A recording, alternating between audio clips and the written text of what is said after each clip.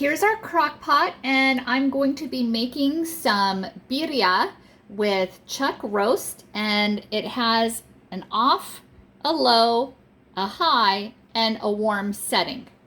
And as you can see, it holds quite a bit inside.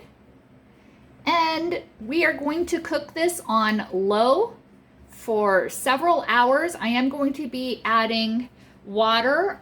I've already added the Chef Merito Adobo Birria sauce. And you're supposed to use 18 ounces for 12 pounds of meat and adjust it accordingly. My husband trimmed the fat already before we put it in, and now I added water to it. So it's covered, and we're gonna put the lid on and have it on low for the next few hours, checking on it occasionally because I may need to add more water as it dissipates. So the chuck roast is gonna be nice and juicy. So we cooked it for 3 hours and ta-da! Look how juicy that looks. Nice.